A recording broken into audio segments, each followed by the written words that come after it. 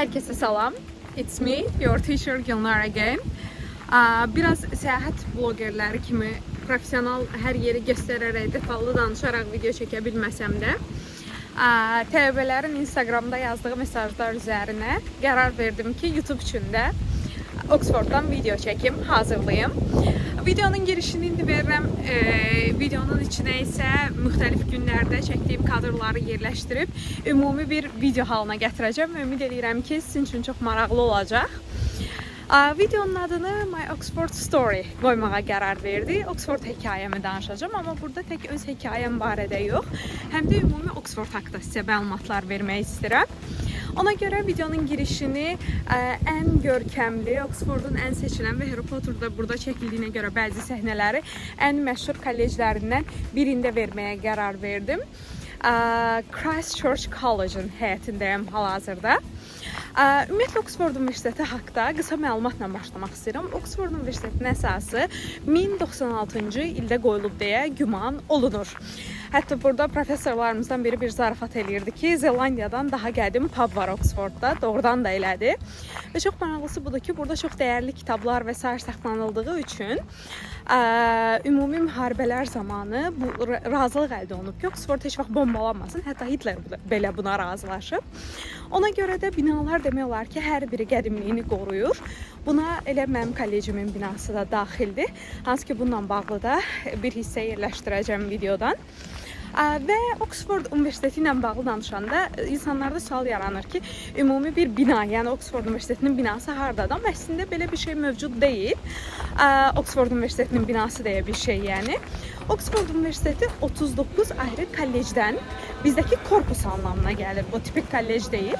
39 ayrı kollec adlanan korpusdan ibarətdir. Və Harry Potter izləyənlər çox yaxşı biləcək.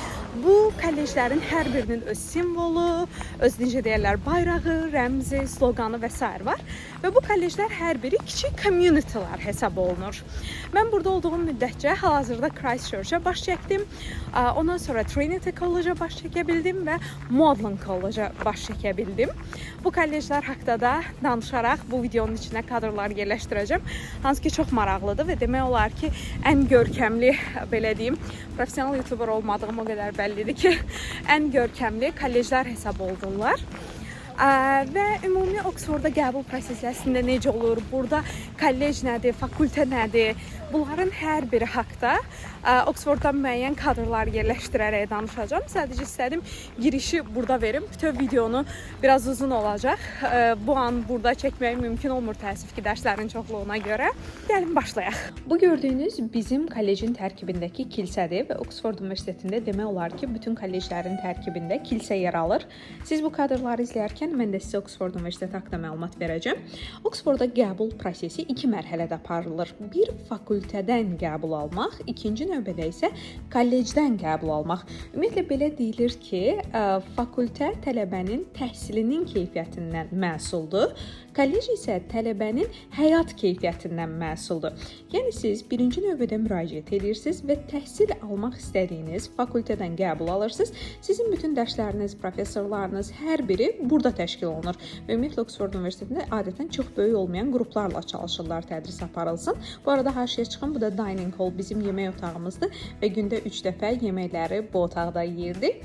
Və qayıdaq mövzumuza, daha sonra fakültədən qəbul aldıqdan sonra siz ikinci mərhələdə artıq müraciət edirsiniz kollecə. Kollec isə sizin bütün sosial fəaliyyətləriniz, eventlər, həyat keyfiyyətiniz bu şeylərdən məsuldur. Burada yaşayırsınız, yeyirsiniz, içirsiniz, necə deyirlər. Bu gördüyünüz isə Brasenose College, mənim qaldığım kollecdir. Qarşıda Radcliffe Camera, Oxfordun ən simvolik kitabxanası yer alır və gördüyünüz kilsə isə University Church adlanır. Səhv etmirəmsə, düz yadımda qalıbsa, ilk universitet binası elə həmin kilsənin tərkibində olub. Burada isə bu kadrlarda bizim yeməkxanamızı görürsünüz. Gündə 3 dəfə buradan bu şəkildə self-service-la yeməklərimizi götürürdük və birlikdə səhər, günorta, axşam yeməklərini qəbul edirdik və mənim götürdüyüm proqramda hər üçü daxil idi. İndi isə sizə dormu göstərmək istəyirəm. Oxford Universitetinin tipik yataqxanasını görməyə hazırsınız. Gəlin kiçik bir room tour eləyək. Qeyd etdiyim kimi Brasenose College-da, mərkəzdəki kollecin yataqxanasında qalırdım və düşünürəm ki, doğrudan da ən gözəl mənzərəsi olan kolleclərdən biridir. Çünki qarşısında University Church-ı görürük birbaşa otağın pəncərəsindən. Daha sonra isə elə o simvolik məşhur kitabxana Radcliffe Cameranı görə bilirik. Pəncərədən içəriyə doğru baxanda ilk olaraq Vincent van Gogh'un yataq otağını xatırladan bir yataqdan və bir kiçik şkafdan ibarət kiçik yataq otağını görürük. Və daha sonra biraz geriyə doğru getdikcə yataq otağına keçid saya biləcəyimiz bu hissə gəlir. Bu hissə paltar qarderobudur. Paltarları yerləşdiririk bura. Çox detala girməyim. Bu hissə nədir özüm də bilmirəm. Deyəsən bu da paltar qarderobudur, amma mənim üçün bu hissə boşdur. Sadəcə digərini istifadə eləmişəm və buradan geriyə doğru getdikdə qonaq otağına gəlib çıxırıq. Artıq qonaq otağını görürük. Möhtəşəm mənzərəsi ilə. Bu Brasenose College-in həyətidir. Qarşımızda məşhur University Church və Radcliffe Camera. Burada belə bir dərs oxuma masası var və belə bir güzgü, şkaf, bir masa daha. Arxada Exeter Kollecinin mənzərəsi açılır. Oturmaq üçün belə yerlər, lövhə. Demək olar ki, lazımi hər şey var. Qonaq otağından isə vanna otağına keçid mümkündür. İşığı yandırırıq. Bu hissə vanna otağıdır. Əslində vanna otağı gözlədiyimdən daha böyükdür. Gördüyünüz kimi. Və vanna otağından belə hətta burada çox gözəl bir mənzərə açılır.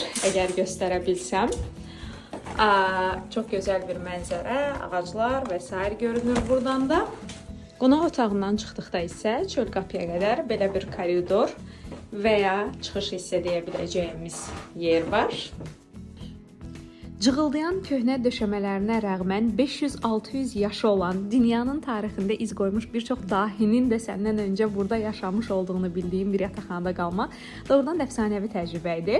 İndi isə mənim götürdüyüm proqram haqqında danışaq. Mənim götürdüyüm proqram ingilis dili müəllimləri üçün Continuing Education, yəni ixtisas artırma proqramı idi.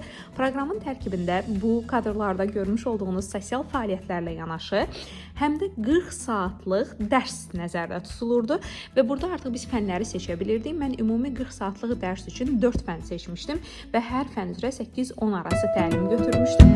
Təlimlərdə olan günlərində bir çox sosial fəaliyyətlərimiz olurdu. Teatra gedirdik, İngilis rəqslərini və ya Şotlandiya rəqslərini öyrənirdik. Qrup yoldaşlarımızla birlikdə Oxfordu kəşf eləyirdik. Buradakı turistik fəaliyyətlər və s. ilə məşğul olurduq və doğrudan da deyə bilərəm ki, həyatımın ən unudulmaz təcrübələrindən biri idi. Dərslərdən çox kadrlar yerləşdirməsəm də dərslər də kifayət qədər məsuliyyətli və ağır keçirdi və bu təcrübəni dadmağı hər kəsə tövsiyə edirəm.